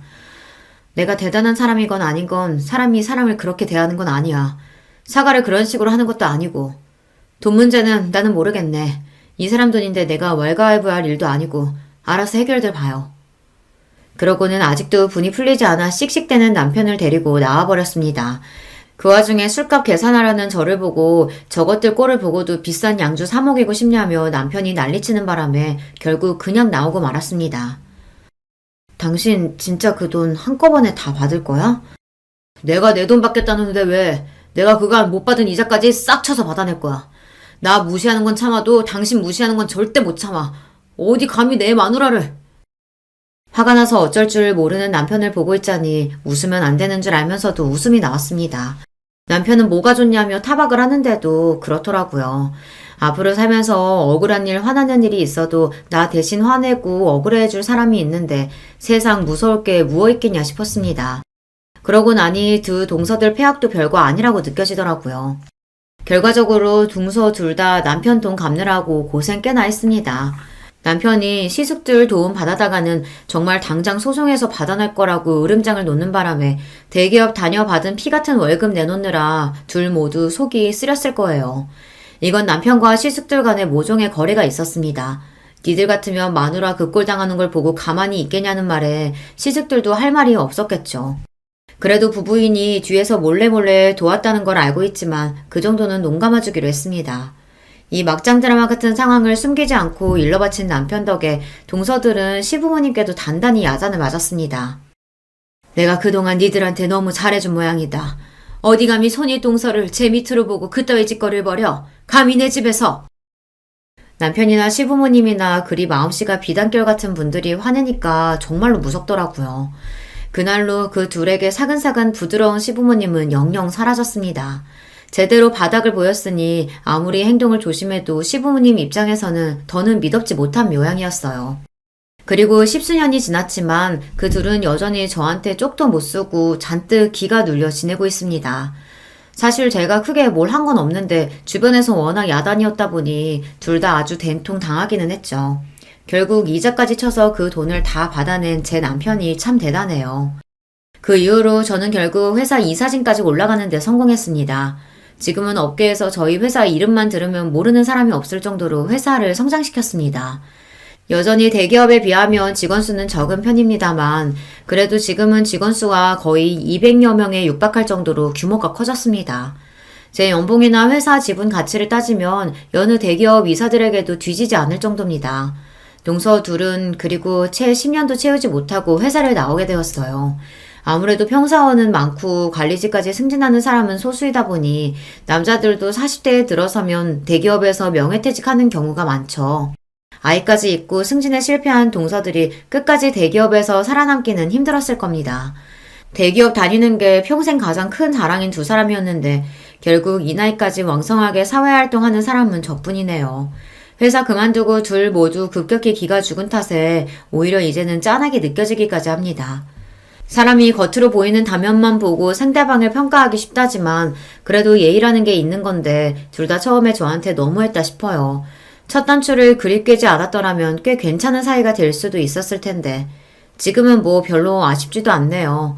여전히 하늘이 두 쪽 나도 제 편인 남편과 이제는 남편과 저를 쏙 닮은 소중한 아이들도 있는 판에 거기까지 신경 쓸 여력이 없기도 하고요. 회사 일 역시 바쁘지만 더없이 만족스러워서 저는 잘 지내고 있습니다. 지금은 한때 그런 일도 있었지 웃으면서 이야기할 수 있을 정도로 작은 해프닝으로 느껴지기도 해요. 다들 제 이야기 재미있게 잘 들어주셨는지 모르겠어요. 오늘 하루 여러분도 열심히 일하시고 하루의 마지막에는 소중한 사람들 품에 돌아가 따뜻한 시간 보내시길 바라며 이야기 마칠게요. 안녕하세요. 저는 30 중반 된 여성입니다. 요즘 참 시끄러운 일이 많죠? 그중 가장 이야기 많이들 하시는 것 중 하나가 바로 교사와 교권 문제잖아요. 저도 이와 관련하여 겪었던 일이 있어서 이번 기회에 털어놔보고 싶어 사연을 보내드립니다. 저는 20대 중반에 교사가 되었어요. 벌써 10년 전이네요. 교사 경쟁률이 떨어졌다고는 해도 임용고시는 여전히 어렵습니다. 사범대 나와서 임용고시를 볼 때 얼마나 긴장하고 열심히 노력했었는지 몰라요. 사실 좀 더 어른스러운 아이들을 상대로 대학 보내는 즐거움을 느끼고 싶다면 중고등학교 선생님이 되는 쪽이 좋습니다. 사실 중고등학생쯤 되면 뛰어난 아이들은 정말 뛰어나서 선생님에 대해 예의를 잘 갖추는 아이들도 많아요. 물론 요즘 교권이 추락해서 교실 학생들 전반적인 수준도 떨어지기는 했지만 얌전하고 좋은 학생들도 여전히 있어요. 그런 아이들의 존재가 지워지고 피해를 입는 일이 많아져서 안타깝기는 하지만요. 그런데 저는 애초에 대학에 들어갈 때부터 초등학교 선생님이 되겠다고 마음을 먹었던 이유가 아이들을 너무 좋아해서였어요. 아직 중학교도 들어가기 전 유치원을 나와서 학교에 막 입학하는 그 조그만 아이들이 얼마나 귀여웠는지 몰라요. 그건 지금도 마찬가지고요. 고사리 같은 손을 내밀면서 선생님을 부르는 아이들을 가르치고 돌보다 보면 제가 정말 세상 모든 아이들의 엄마라도 된 것 같은 기분을 느낄 수 있었거든요. 최선을 다해서 임용고시를 치르고서 다행히도 운 좋게 처음 본 시험에 합격하여 사립초등학교에 들어가게 되었습니다. 사립초등학교는 연봉이 그래도 높은 편이에요. 서울에 있는 사립초등학교였는데 아이들 수준도 높고 꽤 신경 쓰는 집안의 부모님들도 많이 계셨죠. 신규 때는 그래도 운이 좋았는지 정말 좋은 학부모님들과 착한 아이들로 이루어진 반을 맡게 되어서 즐겁게 1년을 보낼 수 있었어요. 신규로 교사 일을 시작하면 얼마나 떨리고 의욕이 넘치는지 아마 교사분들은 아실 텐데요. 조그만 아이들의 1년이 제 손에 달렸다고 생각하면 없던 의욕도 생기는 게 바로 교사들이랍니다. 그래서 저 역시도 정말 의욕 넘치게 아이들을 최선을 다해 보살피고 가르치면서 1년을 보냈어요. 그래도 좋은 학부모님들과 인연을 맺으며 한 해를 보내고 나니 자신감이 생기더군요. 그 다음 해에도 그래서 조금 노하우가 생긴 상태로 조금 더 능숙하게 아이들을 가르칠 수 있었는데요. 2년 차에도 별 문제는 없었어요. 약간씩의 트러블은 있었지만 그래도 상식 내였고 제가 컨트롤할 수 있는 범위 내였거든요. 다른 선생님들도 많이 도와주시고 조언도 많이 해주시는 편이었고요. 그런데 문제가 이제 3년 차에 벌어지게 된 거였죠. 당시 3년 차에 처음으로 고학년 담임을 맡게 되었는데 그동안 저학년만 맡다 보니까 애들이 다 순했거든요. 아직 뭘 모르기도 하고 제가 타이르면 말도 잘 들었고요. 게다가 운 좋게 아주 좋은 학부모님들로 구성된 학급이었어요. 그런데 이제 그게 5, 6학년쯤 되면 애들이 머리가 커서 완전히 달라진다는 말을 다른 선생님들께 듣기는 했는데 체감은 못하고 있었던 거예요. 그런 와중에 덜컥 6학년 담임을 맡게 된 거였죠. 게다가 더 큰 문제가 있었어요. 사실 그동안 별로 안 좋은 평가를 받아왔던 문제 행동을 벌였던 아이들이 있었는데 그 아이들이 학급을 구성하다 보니 한꺼번에 셋 정도가 한 반에 들어가게 된 거였어요. 그리고 저 연차에 아무것도 모르는 선생님이었던 제가 그 반을 맡게 된 거였죠. 고 연차인 선생님들은 이미 학교 사정을 다 아시고 어떤 애들이 골치 아픈지를 다 아시니까 그 학급을 안 맡으려고 다들 버티셨거든요. 그런데 저한테 이제 그 일이 밀려온 거였죠. 아직 아무것도 모르고 저학년 아이들 그래도 나름 별탈 없이 2년 동안 잘 가르쳤고 그랬으니 저 연차 젊은 여선생님한테 골치 아픈 애들을 그냥 떠맡겨버린 거였어요. 저는 사실 그것도 모른 채로 처음 만난 고학년이니 정말 잘 준비해서 가르쳐야겠구나 하면서 준비를 열심히 했었죠. 새학기가 되어 처음 교실에 들어갔는데 애들이 난장판이더라고요. 원래 애들이란 쉬는 시간에 선생님 없을 때는 난장판인 게 당연하니까 저는 그냥 그러려니 했어요. 그리고 모두 앉으라고 이제 수업 시작하겠다고 이야기를 했죠. 그런데 몇몇 애들을 제외하고는 애들이 조용하지를 않는 거예요. 제 말도 안 듣고 그냥 자리에 서서 계속 떠들고만 있어서 선생님이 들어온 줄을 모르나 하고서 좀 소리를 높여서 애들을 불렀어요. 애들아 이제 좀 조용히 하고 수업 시작하자 이런 식으로 이야기를 했죠. 그랬더니 반 애들이 저를 쓱 돌아보는데 좀 귀찮다는 눈길 있죠? 그런 식으로 돌아보더군요. 저학년 애기들한테서는 한 번도 받아본 적 없는 시선이라서 저는 좀 충격을 받기도 했습니다. 그런데 겨우 시선 가지고 애들 타박할 수는 없는 노릇이라 그냥 서서 애들이 간신히 자리에 앉는 꼴을 보고 있었죠. 그중에 유달리 한 애가 느적거리면서 늦게 자리로 가서 앉더라고요. 앉아서도 계속 다리를 떨고 책하고 공책을 집어던지면서 중얼중얼대고요.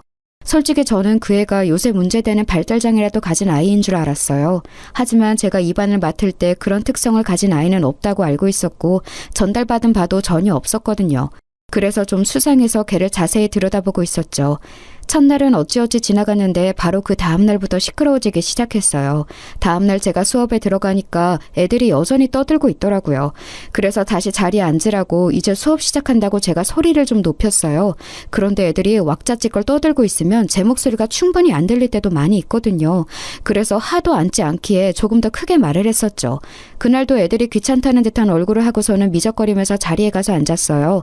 그런데 몇몇은 아예 제가 왔다는 사실을 알고 제 얼굴을 보고서도 교실에 서서 계속 저희들끼리 장난을 치고 있더라고요. 심지어 그 와중에 한 애는 교실 바닥에 찍찍 침을 뱉어대고 있었어요.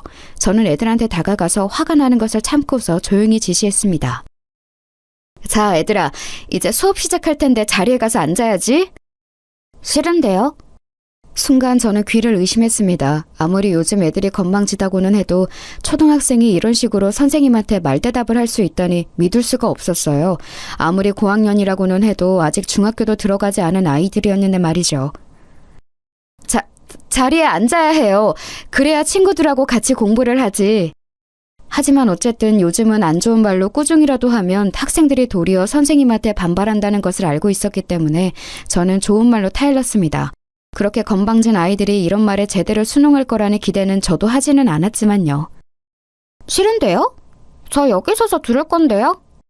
제 마음대로 할 건데요. 선생님이 뭔데 저한테 자리에 앉아라 말아요? 그 애는 숨도 쉬지 않고 저한테 따발총처럼 건방지게 말을 쏴댔습니다. 학교 애들이 전부 못된 건 아니었어요. 얌전하고 착한 애들은 놀란 채로 저와 그 학생의 눈치를 보고 있었죠. 하지만 그의 주변으로 하필 그 품행이 바르지 않은 애들이 모여 앉아 있어서 걔네들은 제 얼굴을 보면서 희죽이고 웃고 있었어요. 제가 당황해서 얼굴이 굳어지는 반응을 즐기는 게 뻔했죠. 저는 겨우 교사로 일한 지 3년째 된 어린 선생님이었고 학생들이 이렇게 노골적으로 반항하는 것을 처음 겪어서 너무 당황했어요. 글쎄 이걸 교사 자질이 없다고 말씀하실 수도 있겠지만 누구든 교사라는 직업의 경험치를 다 쌓은 후에 교사가 되는 것은 아니거든요. 저도 당시 저연차 교사로서 아이들에 대한 경험이 무척 적은 상황이었고요. 솔직히 그러면 안 되는데 저는 저도 모르게 목소리가 높아졌어요. 선생님한테 그렇게 말하면 안 되는 거야. 버릇없이 이게 무슨 말버릇이니? 선생님 지금 저한테 소리치셨어요? 학생한테 소리 지르면 안 되는 거잖아요. 애가 빈정대듯이 말하는데 그때 기싸움에서 밀리면 정말 한 해 동안 아예 애들을 잡을 수가 없겠더군요. 주변에서 얌전한 애들도 숨죽이고 저희를 지켜보고 있었고 좀 못된 애들도 제가 지지 않고 소리를 높이니까 움찔한 기색이었어요. 어쨌거나 아직 중학생도 안 된 초등학생 6학년들이었으니까요. 저도 소리 높여서 큰 소리로 애들한테 말하면 자칫 아동학대로 걸릴 수 있다는 건 알았지만 절대 밀리면 안 될 것 같더군요. 내가 언제 소리를 질렀니? 선생님 목소리는 원래 크다. 그리고 너 지금 선생님한테 대들었으니 뒤로 나가서 10분간 서 있어라. 책 들고 가. 공부는 해야 하지 않니? 제가 엄한 목소리로 꾸짖으니 아이는 움찔하면서 제 눈치를 보았습니다. 아무리 건방진다고 해도 아직 어린애였어요. 사립초라서 아주 불량한 애들은 또 없었거든요. 사실 불안하기는 했어요. 요즘은 초등학교 고학년 애들도 선생님을 우습게 알아서 대들고 심지어 때리기까지 하는 애들도 있다는 건 알고 있었지만 그래도 저는 한 해 동안 애들 가르칠 걸 생각하면 물러날 수가 없더라고요. 다른 사람도 아닌 제가 이 아이들을 전부 책임지고 가르쳐야 했으니까요. 하지만 눈치를 보는 듯했던 그 애는 곧 열받는다면서 크게 소리를 지르고 발을 굴러대기 시작했습니다. 저는 겨우 초등학생인 애가 그렇게 욕을 할 수 있다는 걸 그때 처음 알았어요. 물론 요새 초등학생들이 정말 어른 못지않게 더러운 말도 하고 거칠 수 있다는 건 알았지만 눈앞에서 실제로 목격하는 건 완전히 다른 일이죠. 게다가 제가 가르치는 제 학급에 그런 애가 있다는 사실까지 알게 된 거였으니까요. 심지어 교실 바닥에 침까지 뱉더군요. 그런데 큰 소리가 나서인지 학기초라 복도를 이리저리 다니며 학급들을 살피던 교감 선생님이 창문 너머로 나타나셨어요. 다른 학급 애들도 숨죽이고 전부 뚫어져라 쳐다보고 있지. 교감 선생님 얼굴도 보이지. 저는 물러나지 않고 단호한 태도지. 이러니까 그 건방진 학생도 더 반항하기가 애매한지 씩씩대면서 뒤로 나가더군요. 제가 책을 가지고 가라고 했지만 책을 도리어 책상 위에 집어던지고서 책상 다리를 걷어차면서 나갔어요. 저는 너무 속이 울렁거리고 심장이 뛰었지만 침착한 척 다시 교탁으로 돌아와서 앞에 섰죠. 그러고 나서 책을 펴라고 하자 애들이 슬금슬금 눈치를 보면서 책을 다들 폈어요. 지금 제가 저 건방진 애하고 기싸움에서 이긴 것이라 애들이 제 말을 듣기 시작한 것이 느껴질 정도였죠. 창문 밖에서는 교감 선생님이 한참이나 지켜보다가 고개를 설레설레 젓고서는 곧 사라지셨어요. 10분이 지난 뒤 쿵쾅대면서 자기 자리로 돌아간 그 애는 노골적으로 불만을 표시하면서 책상에 엎드려서 제 얼굴도 보지 않더군요. 뭐 괜찮았었어요. 학급 다른 친구들의 공부를 방해만 안 한다면요. 문제는 그런 애가 하나 있으면 학급의 면학 분위기가 애초에 다 흐려져 버린다는 거였죠. 순하고 모범적인 대다수의 학생들이 그렇게 마음대로 멋대로 행동하는 아이 두세 때문에 공부도 하지 못하고 선생님에게 제대로 된 지도도 받지 못한 채로 피해를 보는 경우가 많거든요. 그래서 저는 그 애를 비롯해서 아까 저한테 빈정대는 눈길을 한 3명한테는 절대 기싸움에서 밀리면 안 되겠다는 생각이 들었어요. 사실 선생으로서 학생하고 기싸움을, 심지어 초등학생하고 기싸움을 이겨야 한다는 생각을 하는 게 너무 한심하긴 했습니다만 그렇다고 해서 여기서 밀릴 수도 없는 일이었죠. 그렇게 그날 수업이 모두 끝나고 나서 애들 가고 난 후 제 뒷정리를 하고 있는데 교감 선생님이 저를 부르시더군요. 손 선생, 내가 아까 지켜봤지만 앞으로는 그렇게 하면 안 돼. 무슨 말인지 알죠? 네? 어떤 거요? 아까 애한테 소리친 거 말이야.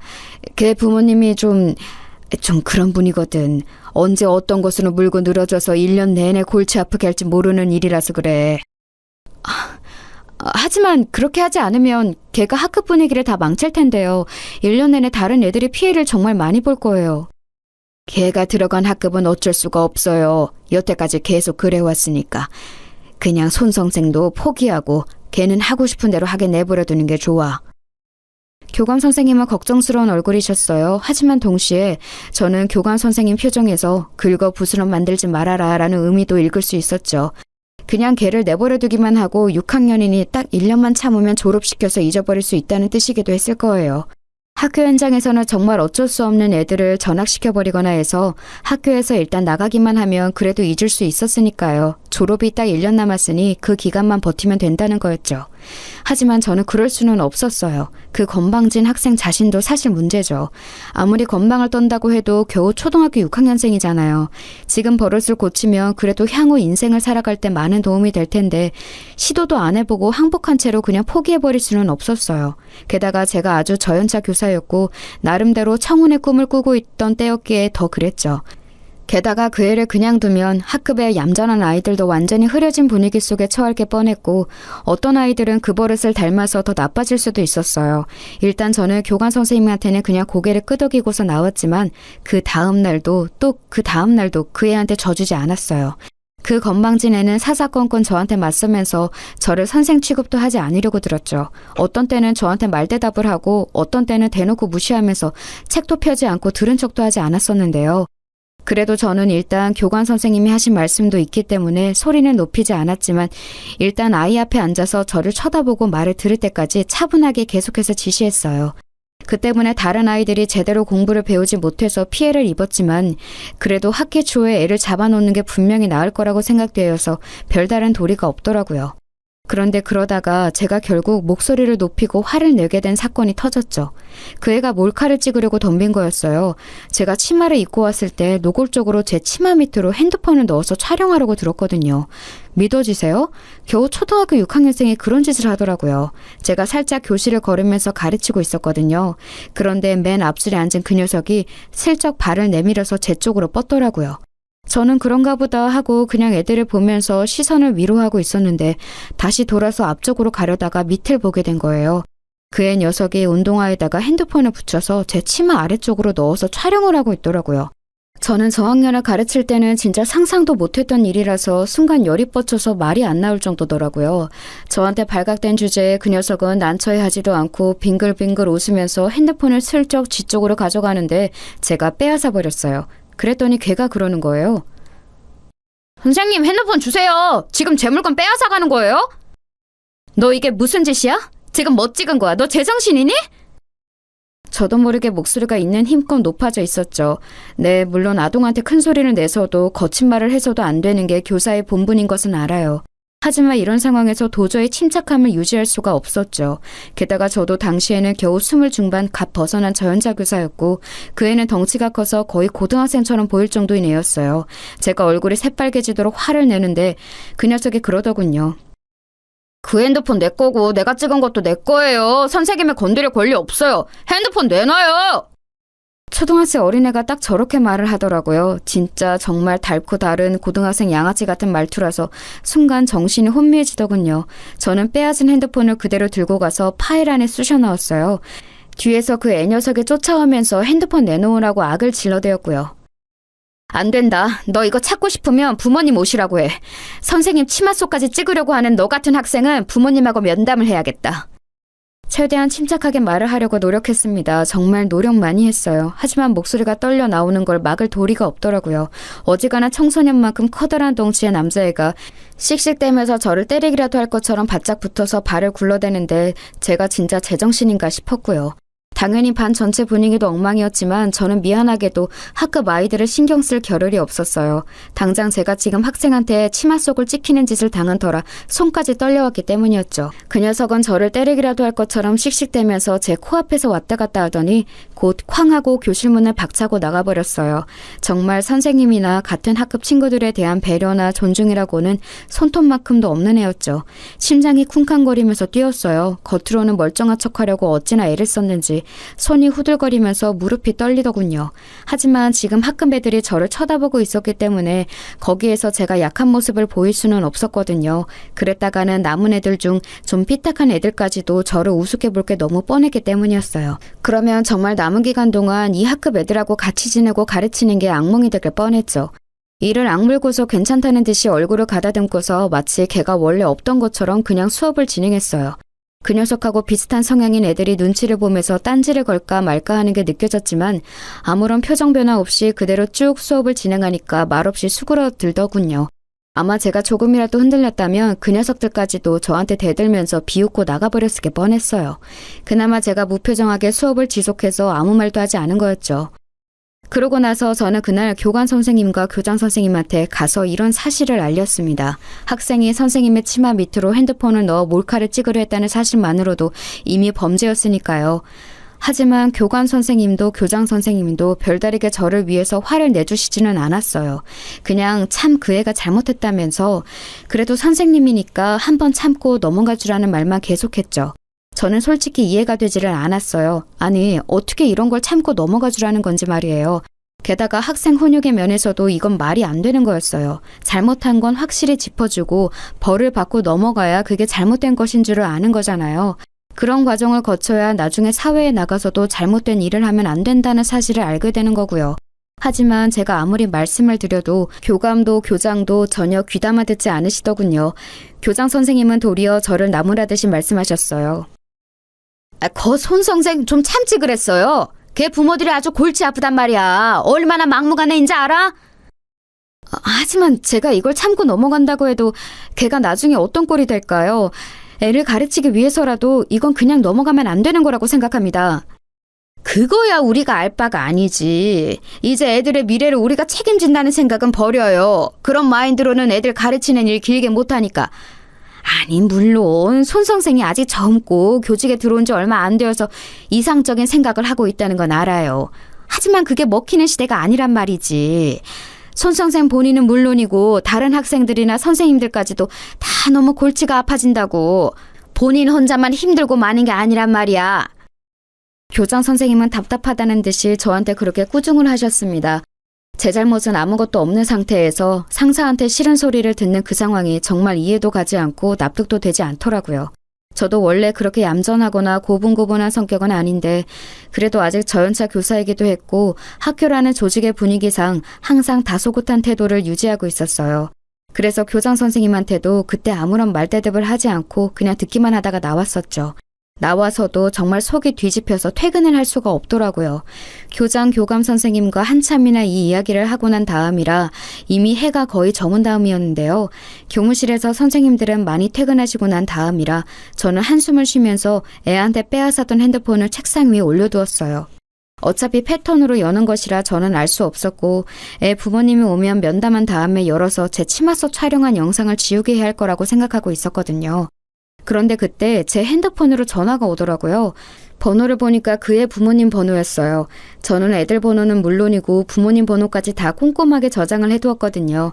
그 애는 아마 저한테 혼나고서 곧장 부모님 퇴근하자마자 이야기를 한 것 같더군요. 그래서 마음을 단단히 먹고 걔 부모님한테도 쓴소리를 좀 하겠노라 결심한 이후에 전화를 받았죠. 그리고 통화가 연결되자마자 제가 여보세요라는 말을 꺼내기도 전에 전화에서 거의 귀가 찢어질 것처럼 엄청난 소리로 욕이 쏟아져 나왔어요. 아마 들어보지 못한 분들은 잘 모르시겠지만 전화기를 통해서 그 아기가 가득 눌러 담긴 상대방의 욕설이 저한테 쏟아지는 걸 들으면 거의 정신이 멍멍해질 정도예요. 저는 핸드폰을 들고서 대체 이게 뭔가 싶어서 멍하니 있었어요. 제가 알아들을 수 있는 말은 맨 끝에 문장 하나 정도였죠. 네가 교사면 다야? 너 내가 내일 학교 가서 죽여버릴 테니까 그렇게 알아. 신경질적인 남자 목소리였습니다. 보통은 어머님이 먼저 전화를 하시고 그 후에 면담이 잘 진행되지 않으면 아버님께 전화를 드리는 경우가 많았는데 이번에는 먼저 애 아버지가 먼저 전화를 한 거였어요. 정신이 멍멍해서 대답도 제대로 못하고 있는데 그대로 전화가 끊어지더군요. 저는 멍청한 상태로 앉아 있었어요. 다시 전화를 해서 사정을 설명을 하고 이야기를 나눠보아야 할 것 같은데 도저히 그럴 수가 없더라고요. 그렇게 일방통행으로 욕설을 얻어먹었는데 바로 정신이 차려질 리가 없지 않겠어요? 그래도 한참 앉아있다가 손이 떨리는 걸 가라앉히고서 다시 그 번호로 전화를 해봤지만 저쪽에서 딱 끊더군요. 몇 번도 해봤지만 계속해서 끊어버려서 저는 결국 아무것도 하지 못한 채로 퇴근을 할 수밖에 없었어요. 가족과 함께 살고 있었기 때문에 제 얼굴이 어두운 걸 보고 엄마가 급히 따라오면서 대체 무슨 일이냐고 물으셨죠. 아, 너 왜 그러니? 무슨 일 있어? 얼굴이 너무 안 됐다. 별거 아니에요, 엄마. 그냥 좀 피곤해서. 애들이 말 안 들었어? 뭐 과일이라도 깎아줄까? 괜찮아요. 필요하면 이야기할게요. 저희 엄마는 가정주부로 평생 살아오신 분이라 굉장히 심약하셨거든요. 그러니까 제가 겪은 일을 그대로 말했다간 거품 물고 넘어가시게 뻔해서 그냥 제가 입을 다무는 쪽을 선택했던 거였죠. 저희 아빠는 또 다혈질이셔서 이런 일이 생기면 화를 내실 거라 제가 말하지 않는 게 나았고요. 사실 우리 부모님도 나 보호하려고 애쓰셨었지 싶어서 마음이 조금 가라앉았습니다. 부모들은 항상 아이가 학교에서 혼나고 오거나 친구들과 싸우고 오면 마음이 불안정해지기 마련이죠. 아마 그의 아버님도 그런 게 아니었을까 싶었어요. 세상에는 참 여러 가지 사람이 있어서 자기가 불안해지면 욕설로 그 불안을 해소하려고 하는 이들도 있었으니까요. 그 녀석의 태도로 봐서는 부모님의 공격성이 있을 것 같아서 그 정도는 감안하고 마음을 단단히 먹으려고 애를 쓰기도 했습니다. 그리고 다음날 저는 어느 정도는 각오를 한 채로 출근을 했어요. 그런데 아침에는 아마 시간이 없었는지 그의 아버님이 안 오셨더라고요. 그 녀석은 아무 기색도 없는 채로 출석해서 앉아 있었고요. 그런데 눈길도 안 마주치고 고개를 이리저리 팩팩 돌리는 꼴이 전혀 반성한 기색은 아니었죠. 아마 오후나 퇴근 이후에 오지 않을까 싶었을 때였어요. 딱 점심시간 직전인 시간이었는데 끝나기 거의 20분 전쯤 갑자기 교실 문이 벌컥 열려서 정말 깜짝 놀랐습니다. 제가 놀라서 돌아보니까 거기 어떤 중년 남자가 시근덕대면서 서 있더군요. 저는 누구냐고 물으려다가 직감적으로 그 사람이 그 녀석 아버님이라는 사실을 눈치챘어요. 오늘 이렇게 갑자기 찾아올 만한 사람은 그 아버님밖에 없었으니까요. 아버님, 혹시 오늘 면담하러 오셨나요? 지금 수업이 아직 안 끝났으니 조금 기다리셔야. 제가 그렇게 말을 하는데 그 학부모님을 기다리지 않고 그냥 교실로 성큼성큼 들어오시더군요. 그러더니 제 멱살을 잡고 다짜고짜로 밀치셨어요. 저는 너무 창졸간에 일어난 일이라서 비틀거리면서 뒤로 거의 넘어질 뻔했는데 다행히 교탁을 잡아서 넘어지지 않을 수 있었죠. 그대로 넘어졌다면 아마 크게 다쳤을지도 몰랐는데 어떻게든 중심을 잡아서 간신히 서 있었어요. 그런데 그 아버님은 거기서 그치지 않고 교탁을 발로 차면서 소리를 질러대더군요. 네가 선생이면 다야, 어? 야, 네가 내 아들 핸드폰 뺏어갔어? 그거 너 강도질이야, 알아? 네가 무슨 권리로 애 핸드폰을 빼앗아가? 너 공산당이야, 어? 남의 재산을 왜 손을 대? 그 아버님은 정말 말도 안 되는 소리를 하면서 목에 핏대를 세워가면서 소리를 질러댔습니다. 저는 그 아버님이 들어오자마자 제 멱살을 잡고 밀쳐서 놀라 손발이 떨리는 와중에 마구잡이로 고함까지 질러대니 견딜 수가 없었어요. 제 나이 겨우 20 중반 조금 넘었을 때였는데 저 연차 교사가 감당하기에는 힘든 일이었죠. 학급 아이들이 전부 다 놀란 눈으로 저를 쳐다보고 있는 가운데 그 녀석은 저를 비웃는 얼굴로 빙글빙글 웃으면서 쳐다보고 있더군요. 그리고 그 녀석 주변으로 앉은 비슷한 놈들도 희죽거리면서 쳐다보고 있었고요. 정말 머리가 아득해지는 기분이었어요. 그리고 너 뭐 애한테 소리를 질렀다며? 야, 너 그거 아동학대인 거 알아? 죽을라고 이게 확. 내가 너 고소해서 교사 잘리게 만든다, 알아? 이런 게 선생이랍시고 자리 보존하고 앉아가지고 애한테 소리나 지르고 말이야. 아버님 진정하세요. 일단 말씀이라도 좀 들어보시고. 야, 됐어. 내가 지금 교장하고 교감한테 가서 단판 짓고 올라니까 너 진짜 가만 안 둔다. 그렇게 고함을 지르고서 그 아버님은 순식간에 애를 데리고서는 교실 밖으로 사라져버렸어요. 저는 이제 정말 다리가 떨려서 제대로 서 있을 수가 없더군요. 그렇게 제가 봉변을 당하는 사이에 점심시간 벨이 울렸고 차라리 다행이라는 생각이 들어서 저는 애들한테 밥 맛있게 먹으라는 인사만 간신히 한 채로 교무실로 들어왔어요. 당연히 저는 아무것도 먹지 못했죠. 그러고 나서 한 30분쯤 뒤에 교장실에서 내선 전화가 걸려왔어요. 손 선생, 다시 그 아버님께 전화드려서 정중히 사과드려. 그리고 애한테 핸드폰 돌려주면서 또 미안하다고 사과 꼭 하고. 안 됩니다. 저는 잘못한 게 없어요. 제가 왜 사과를 드려야 하나요? 그리고 그 핸드폰 안에 불법 촬영물이 있는데 그걸 돌려주라는 말씀이세요? 저는 너무 놀라고 화가 나서 대뜸 목소리가 높아졌어요.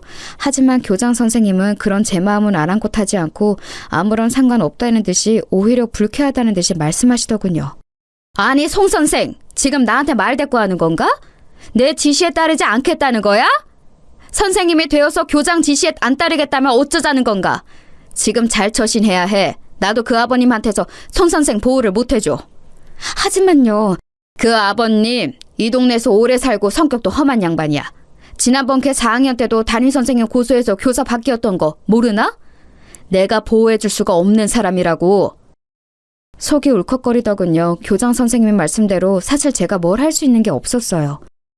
그 아버님 심지어 학교 앞쪽 골목 있지? 거기 정비소 하고 있어. 동네 학부모들하고 사이가 좋아서 한번 그 사람이 물어뜯기 시작하면 진짜 골치 아파진다고. 머리가 아프더군요. 교사라는 직업을 가진 이상 학부모와 소통을 하는 건 피할 수 없는 부분인데 게다가 그쪽에서 제 직업을 망가뜨리려 한다면 제가 저항할 수단조차 없는 게 현실이었죠. 그래서 저는 멍하니 교무실에 앉아 있었어요. 교장 선생님이 말씀하시길 걔 아버지가 학교 앞 골목 정비소를 한다고 했었죠. 그런데 안 돌아가는 머릿속으로도 저희 집이 가지고 있는 건물이 그쯤에 있고 거기 1층에 정비소가 있다는 게 생각이 나더라고요. 설마 거기인가 싶었어요. 사실 아빠 엄마 소유의 건물이고 관리인도 따로 있는 큰 건물이었기 때문에 뭐 제가 딱히 관심은 없는 곳이기는 했어요. 코로나 때 워낙 수익이 안 나와서 월세를 내려서 장사를 하게 해주었다고 그런 이야기를 들었던 게 마지막이었던 것 같더라고요. 걔 아버지가 정말로 거기서 장사를 하고 있는 사람이라면 나한테 이러면 안 될 텐데 라는 생각도 들었고요. 솔직히 선생으로서 하면 안 되는 생각이었지만 그 학생도 그 학부모도 진짜 꼴보기 싫고 우라통이 터지고 그렇더군요. 거기에 더해서 그냥 전체적으로 이 학교라는 세상의 조직 생활이 정말 무척 허무하다고 느껴지기도 했고요. 정신을 못 차리고 있으려니 곁에 있는 선생님들이 빨리 조퇴 먼저 하라고 지금 애들 가르칠 정신이 아닐 것 같다고 저한테 위로를 해주셨지요. 다른 선생님들이 대신 해주시겠다면서요. 아무래도 머리가 너무 아파서 병원이라도 가야 할 듯해서 선생님들의 호의를 고맙게 받고 일어나려는데 그 애 녀석이 교무실로 찾아온 거예요. 저기요, 저 핸드폰 이제 주죠? 우리 아빠 또 부르기 전에. 걔는 저를 선생님이라고도 부르지를 않았습니다. 저는 멍하니 걔 얼굴을 보면서 걔가 나를 선생 취급을 안 하는데 내가 걔를 학생 대접을 해줘야 하나 고민이 되었어요. 학기가 시작되고서 그 녀석을 계도하려고 애썼던 시간들 동안 받았던 스트레스가 한꺼번에 치솟는 듯한 기분이었죠. 의기양양하게 저한테 핸드폰을 내놓으라는 그 녀석 얼굴을 보다가 저는 고개를 저었습니다. 네 핸드폰 나한테 없는데? 뭔 소리예요? 가져갔잖아요. 부숴서 버렸는데? 아, 뭔 소리예요? 가지고 있잖아요. 뭘 버려요? 걔는 당황하면서 저를 몸으로 밀치고 제 책상 서랍이 열려고 했어요. 그때 옆자리에 있던 선생님이 몸으로 얼른 끼어들면서 걔를 막아서섰죠. 아, 뭐 하는 거니? 지금 너 다른 사람 물건 막 만지는 거야? 돌아가서 그냥 네 부모님하고 상의하고 다시 와. 선생님이 다 생각이 있으시겠지. 그리고 교무실에 있던 선생님들이 모두 같이 저희 쪽을 바라보셨어요. 많은 숫자의 시선이 있으니 과연 그 녀석도 더 행패는 못 부리고 씩씩거리다가 아빠 다시 올 거예요 라는 한마디만 남기고는 사라져버렸죠. 저는 머리가 아파서 견딜 수가 없어서 머리를 짚었지만 그래도 동료 선생님이 너무 고마워서 웃어 보였어요. 그 선생님은 빨리 병원에 가라고 제 등 뒤를 밀어서 내보내 주셨죠. 그런데 저는 가기 전에 책상 서랍에서 봉투 하나를 꺼내서 교정실로 향했어요. 다행히도 교장 선생님이 계시더군요. 왜 왔냐고 묻는 탐탁지 않는 눈길 앞에서 저는 봉투를 내려놓았습니다. 사직서입니다. 뭐? 아니, 그 아버지 때문에 그래? 뭘 그런 일 때문에 사직서를 내? 그 애한테 핸드폰 돌려줄 수 없습니다. 저 몰카 찍은 증거니까요. 그리고 그 아버지라는 인간한테도 사과 안 합니다. 못해요. 그러면 그 사람 송 선생 고소한다니까? 하라고 하세요. 아니, 이건 내가 지금 수리는 안 하겠네. 머리를 식히고 다시 내일 와서 내도록 해. 이런 식으로 굴면 그 학급은 다시 담임이 바뀌는데 애들은 생각 안 하는 거야? 교장은 준엄하게 저한테 반의 다른 아이들을 생각하라고 말씀하셨죠. 저는 순간 머릿속에 차게 식는 것 같아서 그럼 알겠다고 내일 다시 생각해보고 오겠다고 하고서 돌아섰습니다. 조퇴하는 길에 마음이 정말 두 갈래였어요. 그래도 대학부터 임용고시 교사로 임해서 현재까지의 모든 세월을 다 허송세월로 돌리게 되는 사직서보다는 이번 일 그냥 꾹 참고 넘어가는 게 낫지 않을까. 하지만 그렇다고 이런 환경 속에서 계속 교사 일을 끌고 가는 것보다는 아예 그만둬버린 게 낫지 않나. 머릿속이 정말 혼란스럽더군요. 게다가 제가 그만두면 반의 담임이 또 바뀌게 되니 얌전하고 순한 다른 학급 아이들은 피해를 보게 되는 거였어요. 그래서 너무 고민이 되어 집에 가서도 멍하니 정신을 차리지 못하고 있는데 제 핸드폰으로 전화가 오더군요. 번호를 보니까 또 그 아버지였어요. 저는 그냥 번호를 내려다보다가 받지 않고 끊어버렸죠. 그러더니 전화가 또 오고 또 오고 계속 끈질기게 오는 거예요. 마치 무슨 스토킹이라도 하는 것처럼요. 저는 정말로 핸드폰을 그냥 꺼버릴까 했는데 사직할 각오까지 한 마당에 대체 이 인간이 또 무슨 소리를 할까 궁금해서 한 10통쯤 전화 왔을 때 전화를 받았어요. 그랬더니 예상했던 것처럼 또다시 욕설이 줄줄이 튀어나오더군요. 야, 너 내가 기회 줬는데 또 애한테 지랄했어? 뒤진다 진짜. 교장이 설설 기면서 한 번만 기회 달라고 해서 봐줬는데 핸드폰을 부쉈다고? 너 제정신이냐? 저는 이게 욕설 듣는 처음이 아니라서 이미 익숙해진 건지 그렇게 막 화도 안 나더라고요. 그냥 듣고 있자니 조용해서 저쪽은 더 화가 난 것 같았어요. 야, 왜 대답이 없어? 이제 학부모가 우스워 보여?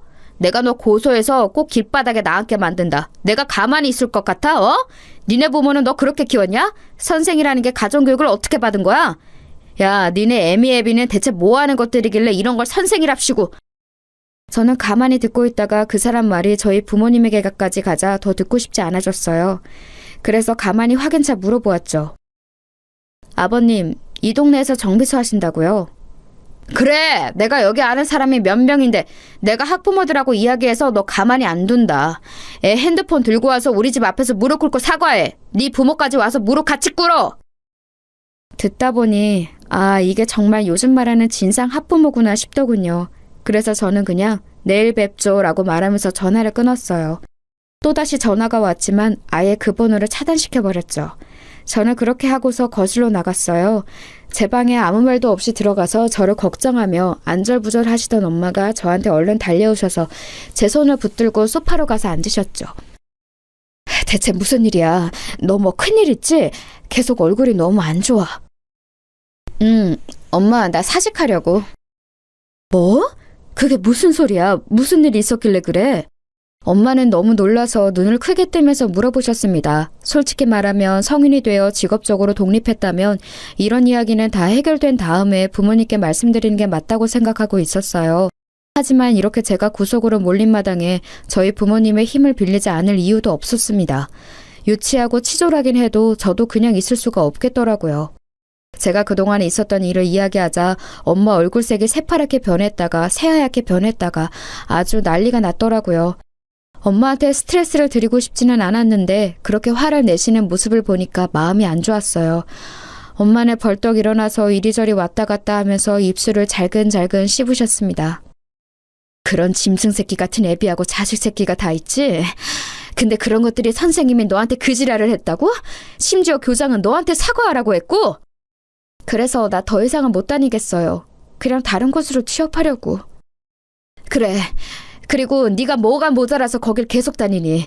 넌 네 아빠 사업이나 건물 하나만 물려받아도 먹고 사는 데는 지장 없어. 그 새끼들이 뭐 알지도 못하면서. 고소? 고소 같은 소리 하네. 네 아빠 아는 정감만 몇 명인지 아니? 엄마는 거의 입에서 불을 뿜을 기세로 화를 내시더라고요. 그래서 제가 헤헤 웃었어요. 안 그래도 아빠한테 부탁드릴 게 있어. 아빠 건물 중에 우리 학교 앞쪽 1층에 정비소 있는 곳 있지? 응, 있지. 그 정비소가 그 앱이라는 놈이 하는 곳이래. 뭐? 하면서 엄마는 더욱이나 길길이 뛰면서 화를 내시더라고요. 사실 그럴 수밖에 없었어요. 엄마가 하시는 말씀을 들어보니 그 정비소는 코로나 때부터 쭉 장사가 안 되어서 그때 한번 임대료를 내려주었고 요즘은 더욱이나 어렵다고 하도 우는 소리를 해대서 한 번도 내려줬다더라고요.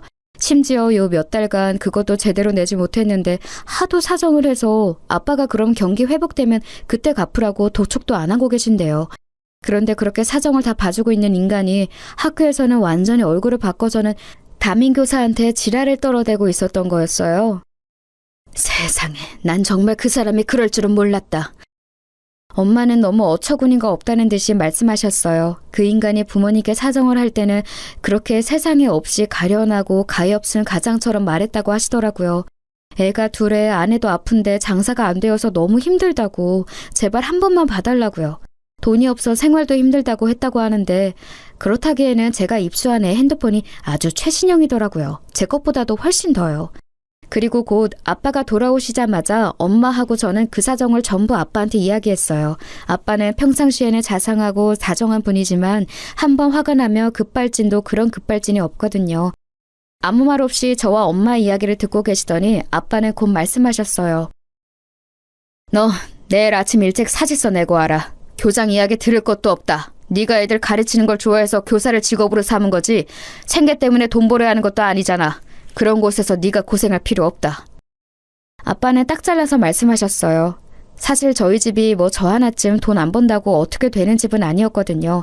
이 동네에만 상가 건물 제법 큰 걸로 4채가 있고 서울 안에 좀 더 있었고요. 그리고 다음날 아침 아빠가 운전하시는 차를 타고서 저는 학교로 들어갔어요. 일부러 조금 늦게 가서 학생들이 드문드문 등교하고 있었죠. 저는 차에서 내려서 곧장 교장실로 갔어요. 커피를 마시려던 교장이 놀라서 저를 돌아보는데 그냥 사직서를 내려놓고서 돌아서서 나와버렸죠. 그리고 아빠가 기다리다가 차에서 내리셨어요. 저희 아빠 차가 좀 겉으로 보기에 많이 튀는 외제차라서 운동장에 세워놓으니 학생들이 수군대면서 지나가는 게 느껴지더라고요. 약간 쪽팔리기는 했지만 어쨌든 아빠하고 같이 학교 앞쪽 그 정비소 쪽으로 갔어요. 학교 앞 골목 하나만 건너면 되는 곳이라서 상당히 가까웠죠. 정비소가 아직 열기 전이었지만 어차피 그 뒤쪽에서 살림집하고 같이 있는 형태라서 아빠가 곧장 그 정비소 사장한테 전화를 걸었어요. 저한테는 그쪽 목소리가 들리지도 않았지만 아빠가 짧게 몇 마디 하니까 나오겠다고 하는 것 같더군요.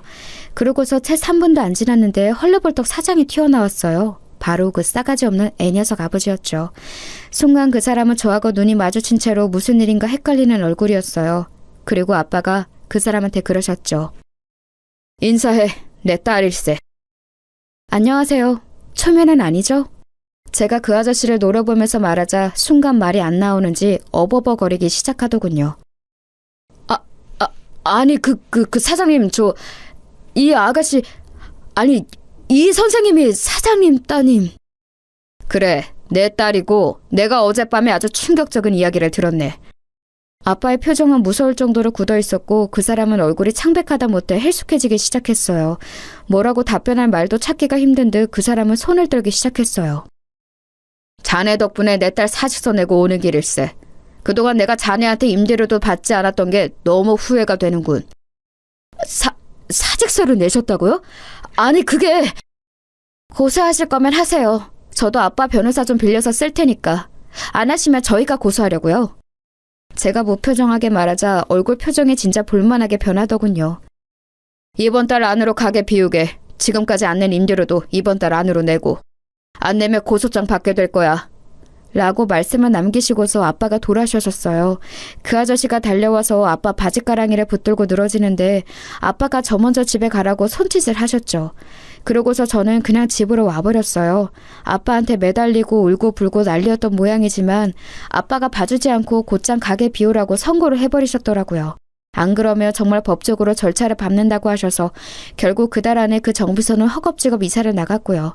물론 살림집도 같이 있었으니 거의 나앉다시피 한 모양이었어요. 소문으로는 어디 반지하 집으로 가서 살고 있다고 하더라고요. 아빠의 선의에 의지해서 살던 사람이 저한테 고약한 짓을 하려다가 된소리를 맞은 꼴이라 별로 불쌍하지도 않았었죠. 결국 저는 교사를 그만두고 일반 회사에 취업해서 다니고 있어요.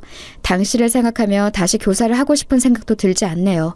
요즘 교권 추락으로 여러 사건이 많은데 다시 한번 제 경험이 생각나고는 한답니다.